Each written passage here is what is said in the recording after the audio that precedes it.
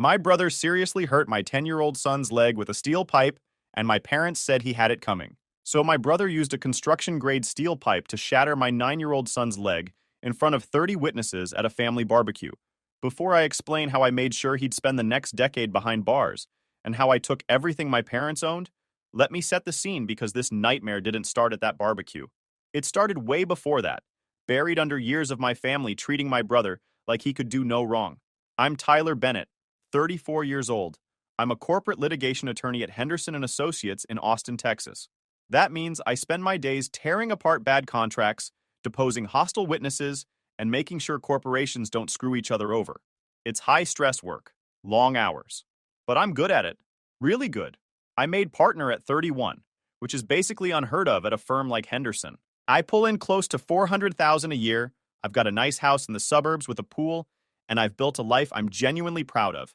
But none of that mattered to my family. None of it. Because I wasn't Brandon. And in my parents' eyes, nobody could ever be Brandon. I need you to understand the dynamic here because it explains everything that came after. From the time we were kids, Brandon was the chosen one, the golden child, the son who could do absolutely no wrong in my parents' eyes. He was 4 years older than me, and growing up, I watched him get away with everything while I got blamed for everything. When something went missing in the house, it was somehow my fault. When grades came home, his C- was excused because he was working so hard, while my A- meant I wasn't applying myself enough. I remember this one time when I was 12. I'd spent 3 months building this model ship for a school project. It was this intricate replica of an 18th century frigate, and I'd put in hours every night after homework getting every detail right. The night before it was due, Brandon came home late, stumbled into my room, and knocked it off my desk. Destroyed. Just completely demolished. I was crying, trying to salvage pieces, and when I told my parents what happened, my dad just shrugged and said, "Accidents happen, Tyler. Brandon didn't mean it. Maybe you should have kept your things in a safer place." Brandon never even apologized, just laughed about it the next day at breakfast while I tried to glue together what was left of 3 months of work. That was the pattern. Brandon did whatever he wanted, and I had to deal with the consequences of his actions, somehow being my responsibility. Brandon is my older brother, 38 when all this went down. He owned a roofing company called Bennett Brothers Roofing, which was ironic because I wasn't involved in it at all and never would be. The business was barely keeping afloat most months. I'd see the signs. Brandon always asking to borrow money. Brandon always complaining about cash flow. Brandon always one step ahead of bankruptcy. But in my parents' eyes, Brandon was this successful entrepreneur, this self-made business owner who was just going through rough patches that every small business goes through. The reality was that Brandon was a disaster waiting to happen. He had anger issues that everyone pretended didn't exist. I'm talking serious anger problems. The kind where he'd get into screaming matches at restaurants with waiters. The kind where he'd punch walls when things didn't go his way. The kind where his wife would call me sometimes, crying, saying he'd smashed something during an argument. But my parents never acknowledged it. "Oh, Brandon's just passionate," they'd say. "He feels things deeply." Brandon's under a lot of stress running a business. Brandon didn't mean it like that. They had an excuse for everything. Every single thing. Growing up, I was the responsible one. The one who actually tried. I did my homework every night, stayed out of trouble, didn't party in high school because I was too busy studying. I got into a decent college on academic scholarships, then law school. Also on scholarships because my parents spent all their money bailing Brandon out of whatever mess he'd gotten himself into that month. I graduated top of my class, passed the bar on the first try, and got recruited by Henderson and Associates straight out of school. Brandon? He bounced around from job to job for years. Started out working construction, got fired for showing up late, then he tried sales. Got fired for arguing with a customer, then he tried being a car mechanic. Got fired for, you guessed it, getting into a fight with a coworker. Eventually, he started his own roofing company because nobody else would hire him anymore.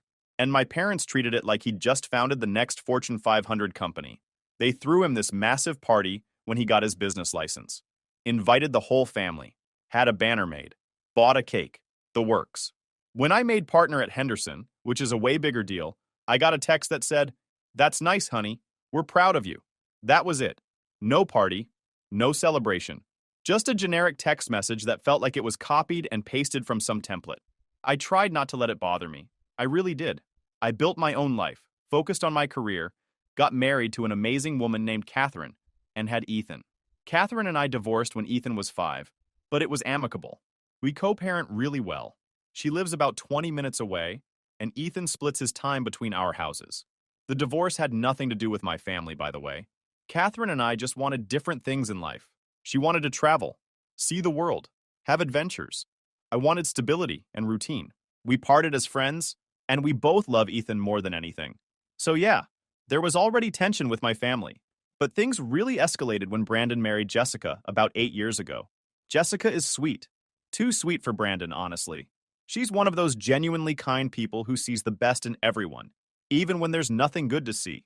She's a nurse at a local hospital, works night shifts, completely holds their household together while Brandon's business circles the drain. They had twin daughters together about 6 years ago. Beautiful little girls, Maya and Sophie. And Jessica's mom, Mrs. Rosa, moved in with them about a year after the twins were born to help out.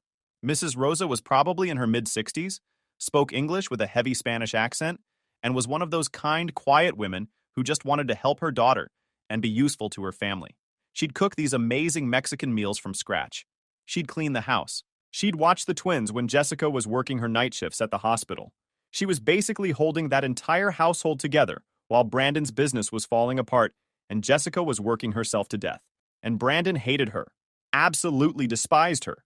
He'd complain constantly at family gatherings about how she was always there, how she was a burden on his finances, how she was eating his food and taking up space in his house. Never mind that she was doing thousands of dollars worth of unpaid childcare and housework. Never mind that without her, Brandon and Jessica would have had to pay for a nanny and a housekeeper, which they absolutely could not afford. He'd call her names right to her face, told her she was useless, told her she should go back to Mexico, even though Mrs. Rosa was born in Texas and had never even been to Mexico. He'd make cruel jokes at her expense during family dinners, and my parents would just laugh it off. That's just Brandon being honest. That's just Brandon's sense of humor. You're too sensitive, Tyler, if you think that's mean. I tried calling him out on it multiple times. At my dad's 58th birthday party 2 years before the incident, Brandon made this joke about Mrs. Rosa being too old to be useful anymore. I told him right there in front of everyone that he was being disrespectful and cruel. My mom pulled me aside and said, "Why are you always starting drama, Tyler? Can't you just let things go? Your brother works hard. He's allowed to blow off steam. Blow off steam by verbally abusing an elderly woman who's helping raise his kids for free." Sure, Mom. That makes sense. After that, I started distancing myself from family events. It just wasn't worth the headache of watching Brandon be a piece of garbage while everyone praised him for it. I'd show up for the big holidays because my son Ethan loved seeing his cousins, but I'd keep it short. Show up, eat some food, exchange pleasantries, and leave before Brandon inevitably started something. But then came my dad's 60th birthday. That's a big milestone. My mom, Helen, had been planning this party for months. She rented a tent for the backyard, hired a catering company, sent out formal invitations to what felt like half of Austin. She made it very clear that everyone had to be there. No excuses. Family is family, Tyler. Your father is turning 60. You need to be there to celebrate with him. This is important. So I showed up. I brought Ethan with me because it was my weekend with him. He was 9 years old at the time, had just finished 3rd grade. He's the kind of kid who makes you proud just by existing, you know what I mean? He's thoughtful. He's careful. He reads books about animals and space. He still believes in being kind even when people don't deserve it. I raised him to stand up for what's right, to protect people who can't protect themselves, to speak up when he sees something wrong. Those were the values I tried to instill in him, because those were the values I wished my parents had instilled in me, instead of teaching me that being related to someone means you have to tolerate their abuse. Looking back now, I should have known better. Should have seen the warning signs. Should have kept Ethan away from that party. But hindsight's 20/20, right? And I genuinely thought Brandon wouldn't start anything at our dad's birthday party. I thought even he had enough sense to behave for one afternoon. I was wrong. So wrong. We got to my parents' house around 2 in the afternoon. It was one of those humid Texas summer days where the air feels thick enough to cut with a knife. The second you step outside, you're sweating. The kind of day where you can actually see the heat rising off the pavement. My dad's house is in this nice suburban neighborhood in North Austin. Big houses, manicured lawns, the whole American dream package. My parents bought it 20 years ago, and it's appreciated like crazy, worth probably close to $700,000 now. When we pulled up, the driveway and street were already packed with cars. The whole extended family was there. My mom's sisters, my dad's brother and his family, cousins I hadn't seen in years, neighbors from down the street, people from my parents' church. It looked like one of those picture-perfect family gatherings you see in commercials. String lights hanging in the trees, tables set up with nice tablecloths. My dad at the grill wearing one of those ridiculous aprons that says something like, King of the Grill. My mom fluttering around, making sure everything was perfect. Ethan was excited. He'd wrapped up this present for his grandfather. Some book about fishing that he'd picked out himself. Ethan's really thoughtful about gifts. He actually listens when people talk about their interests and remembers. My dad had mentioned once, probably 6 months earlier, that he wanted to learn fly fishing when he retired. Ethan remembered. Saved up his allowance and bought him a beginner's guide to fly fishing. That's the kind of kid he is. We walked into the backyard, and I immediately started making the rounds. Shaking hands, giving hugs, making small talk. Ethan stuck close to me at first, a little shy around all these relatives he barely knew. But then he spotted Maya and Sophie, his twin cousins, playing on a swing set in the corner of the yard. He asked if he could go play with them, and I said sure. Jessica was sitting nearby, watching them, so I knew he'd be supervised. Everything was fine for the first hour or so. People were eating, drinking sweet tea and lemonade, chatting. My dad was in his element, telling stories about his construction days, playing the patriarch. My mom was showing off the dessert table she'd spent days preparing. It was one of those rare moments where I actually felt like maybe, just maybe, we could be a normal family for an afternoon. Then Brandon arrived, and I knew immediately something was wrong. It was about 3 in the afternoon. Most people had been there for at least an hour already. Brandon pulled up in his beat-up Ford F-150 with the Bennett Brothers roofing logo on the side. The truck had a massive dent in the passenger door that he'd never gotten fixed because he couldn't afford it. He parked half on the curb, half on the street, like he couldn't be bothered to park properly. He got out of the truck, and even from across the yard, I could tell he was in a mood. His walk was off, kind of swaggering but unsteady. His clothes were wrinkled. His hair was a mess. And when he got closer, the smell hit me. He smelled like he'd been at a bar since noon. That sour, unmistakable smell that comes from drinking on an empty stomach. His eyes were bloodshot. His face was flushed. He was sweating more than the heat alone would explain. Behind him, Jessica got out of the passenger side, and my heart sank. She looked terrified. Her face was pale. She was wearing sunglasses even though we were heading into late afternoon, which usually means someone's trying to hide something. She was holding her purse really tight against her body, that defensive posture women get when they're scared. And behind her was Mrs. Rosa, getting out of the back seat of the extended cab. She looked like she wanted to disappear. I caught Jessica's eye across the yard. She gave me this look, this pleading, apologetic look that said, I'm sorry. I know this is going to be bad. I wanted to walk over and intercept Brandon before he made it to the main party, but before I could move, he was already shouting. And when I say shouting, I don't mean calling out a greeting. I mean full-on bellowing. I told you I didn't want her here. His voice cut through all the background noise. All the conversation stopped. All the music seemed to fade. 30 people turned to stare at Brandon pointing at Mrs. Rosa like she was something disgusting he'd found on the bottom of his shoe. Why can't she take a hint? I'm sick of feeding useless mouths. He was stumbling a little as he walked, confirming what I already suspected. He'd been drinking. A lot.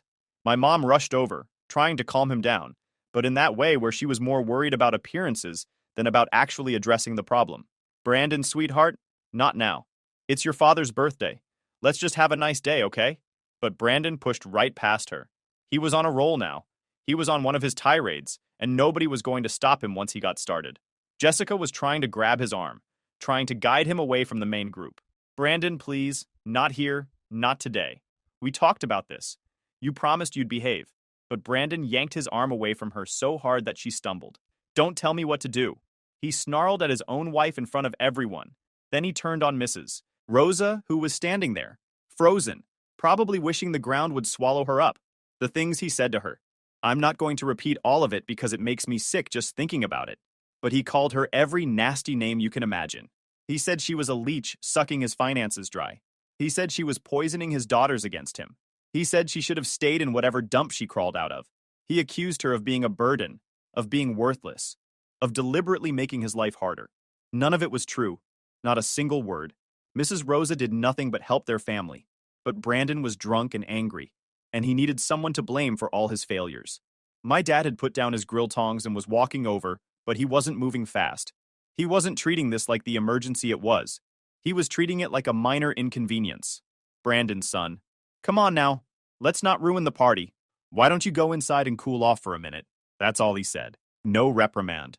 No telling him to stop. Just a gentle suggestion to cool off, like Brandon was a little kid having a temper tantrum and not a grown man verbally destroying an elderly woman. I was closer now. I'd been moving toward the situation, trying to figure out how to de-escalate without making things worse. Jessica was crying now, quietly, trying to pull Brandon away. Please, please, just stop. But Brandon was in full rage mode. His face was purple. Spit was flying from his mouth as he screamed.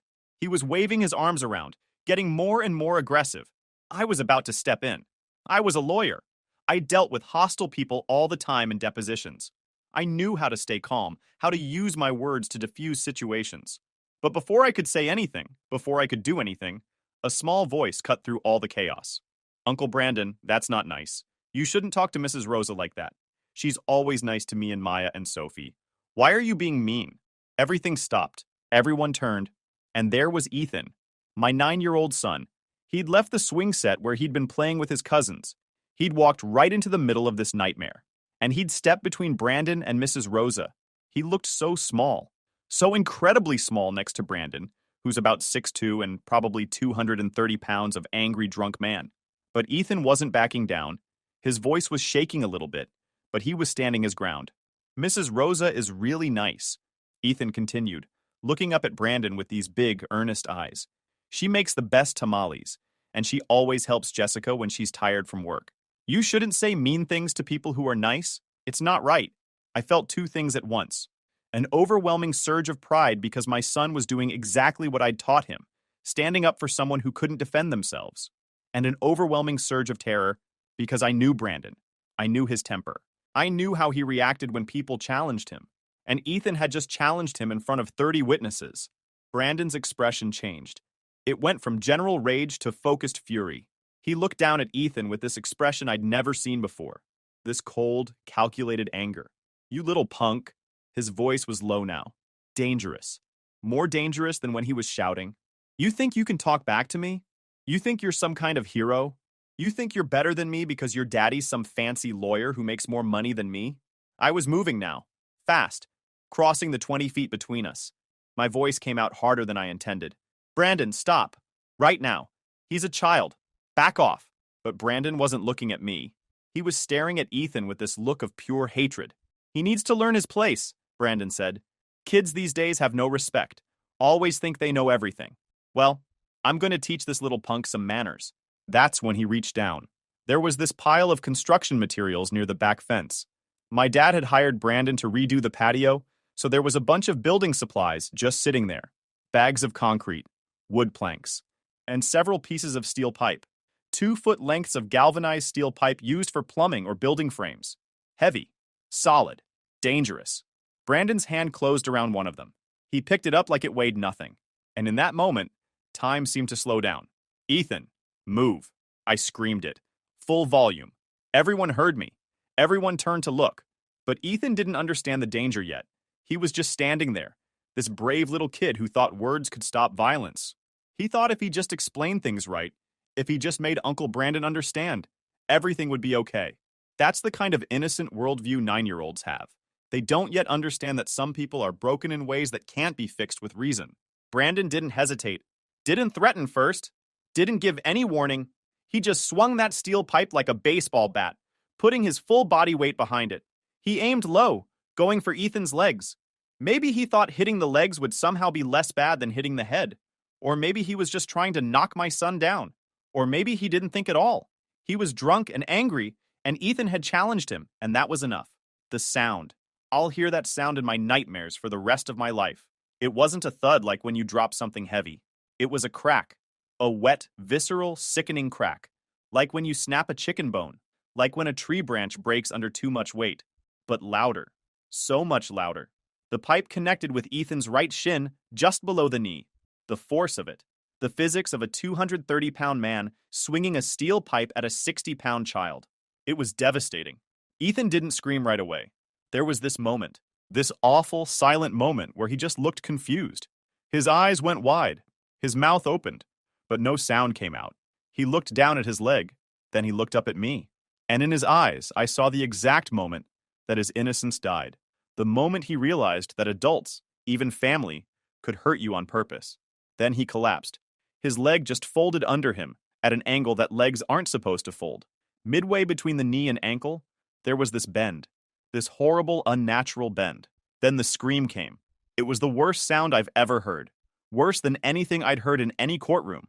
Worse than any sound I could have imagined. It was this high-pitched, primal shriek of absolute agony. The kind of scream that comes from pain so intense that the body just takes over and produces this animal sound. My leg. He was screaming over and over. Daddy, my leg. Daddy, it hurts. Daddy, help me. I hit the ground next to him. My knees slammed into the grass hard enough that I'd have bruises for weeks. But I didn't care. I didn't feel it. All I could see was Ethan. His jeans were already soaking through with blood. Dark red spreading down his leg. And then I saw it. The bone. White bone sticking out through the skin, through the denim. A compound fracture. The tibia had snapped clean through and punched out through the flesh. There was blood everywhere. On the grass. On Ethan. On me. Don't move, buddy. Don't move. I was crying. Fully sobbing. My hands were hovering over his leg, but I was terrified to touch him. Every first aid course tells you not to move someone with a broken bone. Don't move them. Don't touch them. Wait for professionals. But every instinct I had was screaming to do something. Fix it. Make it better. But I couldn't. I couldn't do anything except kneel there next to my son while he screamed in pain. I looked up. I don't know why. Maybe looking for help. Maybe looking for answers. Maybe just needing to see someone, anyone, react appropriately to this horror. And I saw Brandon. He was still holding the pipe. His chest was heaving. He was breathing hard like he'd just run a sprint. But he wasn't horrified. He wasn't shocked at what he'd done. He looked satisfied. He looked vindicated. Like he'd won something. Like teaching a 9-year-old a lesson about respect was worth shattering his leg. That'll teach you. Brandon said it loud enough for everyone to hear. That's what happens when you disrespect your elders. That's what happens when kids get too mouthy. I stood up. I don't remember deciding to stand up. My body just moved on its own. I was going to kill him. Right there. In front of everyone. I was going to take that pipe out of his hand and beat him to death with it. I didn't care about the law. Didn't care about jail. Didn't care about anything except making him hurt the way my son was hurting. But before I could take a step, hands grabbed me from behind. Strong hands. My father's hands. He wrapped his arms around me, holding me back. Tyler, calm down. He was yelling in my ear. Don't make this worse. Don't make a scene here. Let me go. I was roaring, struggling against him. My father's got about 30 pounds on me, and he was using all of it to keep me restrained. He just broke Ethan's leg. Let me go. Look at him. Look at what he did. My mother appeared. She stepped right past Ethan, who was still on the ground, still screaming, still bleeding. She stepped over him like he was a piece of furniture. She walked over to Brandon, who was still holding that pipe, and she stood between us, protecting Brandon, actually physically positioning herself to protect the man who'd just attacked a child. Then she looked at me. Her face was calm, not shocked, not horrified, just calm and disapproving, like I was being dramatic, like this was somehow my fault. You've always been too soft on that boy, Tyler. Her voice was steady, matter of fact. That's why he's so disrespectful. He needs to learn not to interfere in adult matters. This is partly your fault for not disciplining him properly. I couldn't process it, couldn't understand what I was hearing. My son's bone was sticking out of his leg. There was blood pooling on my parents' perfectly manicured lawn, and my mother was blaming me for not disciplining him. My father was nodding along, still holding me back, still restraining me like I was the problem. It was just a tap, Tyler. My dad actually said this out loud where people could hear. Brandon lost his temper. The boy provoked him. This is family business. We don't need to involve outsiders. We can handle this ourselves. Just a tap. My son's shin bone was broken in half, protruding through his skin, and my father called it a tap. That's when something inside me died. Some part of me that still believed my parents were good people who'd made mistakes. Some part of me that thought maybe they'd see sense. Maybe they'd protect their grandson. Maybe they'd do the right thing. That part died right there in that backyard. And something else took its place. Something cold and calculating and absolutely ruthless. I pulled my phone out. What are you doing? Brandon sneered. You going to call the cops on your own brother? I didn't answer. I snapped a photo of Ethan's leg. Then another. Then a video of him crying. The bone clearly visible. Brandon lunged at me, trying to grab my phone, but Jessica's uncle stepped between us. Someone had already called 911. I could hear sirens in the distance. When the ambulance arrived, the EMTs took one look at Ethan and immediately got him on a stretcher. They told me it was a severe compound fracture, that he needed surgery immediately. I rode with him in the ambulance. At the hospital, while they were prepping Ethan for surgery, a police officer came to take my statement. I showed him the photos, the video, and the names of 30 witnesses who saw the whole thing. The officer's face went hard when he saw the evidence. Your son's 9 years old? Yes. And your brother hit him with a steel pipe? Yes. Over words? Over my son defending an elderly woman from verbal abuse. The officer nodded slowly. We'll be arresting your brother. Do you have somewhere safe to stay tonight? I do, I said. And I'm filing charges, maximum charges. That evening, after Ethan was in surgery, my phone started blowing up. My mother. Tyler, please. Brandon didn't mean to hurt him that badly.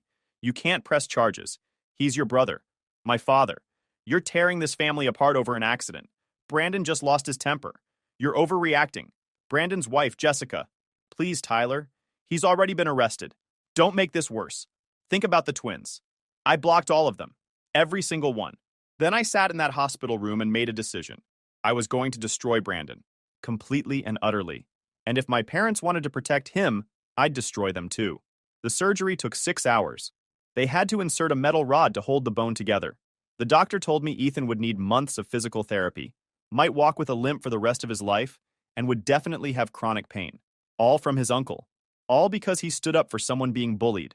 When Ethan finally woke up, groggy from anesthesia, the first thing he said was, "Dad, is Mrs. Rosa okay?" That broke me. My son, lying there with a metal rod in his leg, was worried about someone else. The next morning, I went to the best criminal prosecutor in the county. I brought the photos, the video, witness statements from the neighbors who'd seen everything. I want him charged with aggravated assault on a minor, I said. Maximum penalty. The prosecutor looked at the evidence. This is pretty clear cut. Your brother's looking at serious time. Good, I said. Make sure of it. Then I went to a civil attorney. I want to sue him for everything. Medical bills, pain and suffering, future medical costs, emotional trauma, everything. The attorney whistled low. That's going to be a lot of zeros. I know, I said, and I want every single one of them. But I wasn't done. I'm a lawyer, remember? I know how to dig. I started investigating Brandon's roofing company. Something about it had always seemed off. Within a week, I found what I was looking for. Brandon had been running his business illegally for years. No proper licensing, no insurance, cutting corners on safety regulations. He'd been underpaying workers, misclassifying employees as contractors to dodge taxes, and there were dozens of complaints from customers about shoddy work. I reported everything to the state licensing board, the IRS, and the Department of Labor. The criminal case moved fast. 30 witnesses, video evidence, a 9-year-old victim with a compound fracture. The prosecutor didn't even offer a plea deal. She wanted to make an example of Brandon. During the trial, I sat in that courtroom every single day and watched Brandon's defense crumble. His lawyer tried to argue that Ethan provoked him, that it was just a momentary lapse in judgment, that Brandon was under financial stress. The prosecutor put Ethan on the stand. They let him use crutches to walk to the witness box. He was wearing shorts, and everyone could see the surgical scars on his leg. The prosecutor asked him to describe what happened. Ethan, being the honest kid he is, told the whole truth. I saw Uncle Brandon yelling at Mrs. Rosa. He was calling her bad names. Mrs. Rosa looked scared. I just wanted him to stop being mean. I didn't think he'd hurt me. The jury deliberated for less than 2 hours. Guilty on all counts. Brandon got 8 years. Could have been more, but the judge gave him credit for being a first-time violent offender. I didn't care. 8 years was enough. While the criminal case was ongoing, the civil suit was moving forward. Brandon's roofing company collapsed after the state licensing board revoked his license. Turns out, most of his contracts were invalid because he wasn't properly licensed. Customers started demanding refunds. Workers started suing for unpaid wages. The IRS hit him with a massive tax bill for all those misclassified employees. By the time the civil trial started, Brandon was already financially destroyed. But I wasn't suing Brandon. I was suing my parents, too. See that pile of construction materials Brandon grabbed the pipe from? That was on my parents' property. They knew Brandon had anger issues. They knew he'd been drinking. They knew there were dangerous materials easily accessible. And they did nothing. The legal term is negligent supervision. My parents created an unsafe environment that directly led to my son's injury. My lawyer argued that they were liable for damages. My parents hired a lawyer who tried to argue family immunity. That's this old legal doctrine that says family members can't sue each other. But that doctrine doesn't apply in cases of intentional harm or gross negligence. We had Brandon's history. The times he'd gotten into bar fights. The times he'd threatened people. The times my parents had bailed him out. We showed that my parents knew Brandon was dangerous, knew he was unstable, and chose to enable him anyway. The jury awarded us $1.4 million. Brandon was on the hook for $800,000. My parents were on the hook for $600,000. None of them had that kind of money. Brandon was in prison. My parents had to sell their house to pay the judgment. That beautiful house in Austin, with the big backyard where Brandon shattered my son's leg. Gone. They had to move into a tiny apartment in a bad part of town. But I still wasn't done. I went after Brandon's assets. He didn't have much, but what he did have, I took. His truck, his tools, his equipment. I sold it all and put the money toward Ethan's medical fund. I also went after my parents' retirement accounts. Texas law protects some retirement money from judgments, but not all of it. I took every cent I legally could. My extended family tried to intervene. Cousins calling me, telling me I was being cruel. Aunts and uncles saying I was destroying the family over an accident. I told them all the same thing. When you enable abuse, you're complicit in it. When you protect an abuser, you become one. I don't care if you think I'm cruel. I care about protecting my son. Most of them stopped talking to me. Fine by me. Jessica, Brandon's wife, reached out privately. She told me she was divorcing Brandon. She said she'd been terrified of him for years, but was too scared to leave. She said watching him attack a child made her realize she had to protect her daughters. I helped her find a good divorce attorney, pro bono. She got sole custody of the twins. Brandon won't see them again until they're adults, if they even want to see him. Mrs. Rosa was able to stay with Jessica and the girls. She's still helping raise them, but now she does it in peace without Brandon terrorizing her. 2 years after the trial, I got a call from the prosecutor. She told me Brandon had been stabbed in prison. Some fight in the yard. He survived, but barely. She wanted to know if I'd be willing to speak at his parole hearing when the time came. I told her I'd be there, and I'd make sure he served every single day of his sentence. She laughed and said she figured as much. My parents called me once during those 2 years. They needed money. The apartment they'd moved into had a rent increase they couldn't afford. They were struggling to make ends meet. My dad had to come out of retirement to work part-time at a hardware store. My mom was working at a grocery store. They wanted me to help them. Just a little financial support until they got back on their feet. I met them at a coffee shop. I wanted to see their faces when I said no. They looked old, tired, worn down by life. My dad started with the usual. Tyler, we're family. Family helps each other. We made a mistake, but you can't punish us forever. Your mother and I raised you. We gave you everything. You owe us. I let him finish. Then I pulled out a folder. Inside was a printout of every text message, every voicemail, every email they'd sent me defending Brandon. Every time they minimized what he did. Every time they said Ethan deserved it. Every time they called me cruel for pressing charges. I laid it out on the table between us. You didn't make a mistake, I said, my voice calm and cold. You made a choice. You chose to defend the man who shattered your grandson's leg. You chose to blame a 9-year-old child for being attacked. You chose Brandon over Ethan, over me, over basic human decency. My mother started crying. Tyler, please. We're sorry. We didn't know it would get this bad. You knew, I said. You knew when you held me back while my son was screaming in pain. You knew when you said he deserved it. You knew when you hired lawyers to fight me instead of just admitting you were wrong. You made your choice. Now you get to live with it. My dad's face went red. So you're just going to let your parents suffer? You're going to abandon us? I'm not abandoning you, I said. I'm just treating you the way you treated me and Ethan. I'm choosing someone else over you. I'm choosing my son. My mom was sobbing now. Please, Tyler. We have nowhere else to go. Figure it out, I said, standing up. You're adults. You're resourceful. You'll survive. That's what you told me when I asked for help with Ethan's medical bills before the lawsuit. Remember? You said we'd figure it out. So figure it out. I walked out of that coffee shop and never looked back. I don't feel guilty about it. Not even a little bit. Because every time I think maybe I was too harsh, I look at Ethan. He's 11 now. He walks with a slight limp. He gets pain in his leg when it rains. He'll have that scar for the rest of his life. A permanent reminder that his uncle attacked him, and his grandparents said he deserved it. But you know what? Ethan's doing okay. Better than okay, actually. He's in therapy, not because I forced him, but because he asked for it. He wanted to talk to someone about what happened. He's got friends, he's doing well in school, and he's still the kindest kid you'll ever meet. He volunteers at an animal shelter on weekends. He tutors younger kids who are struggling with math. He's everything a father could hope for. If you enjoyed this video, please hit that subscribe button. It really helps the channel and help us bring you more and better stories. Thanks.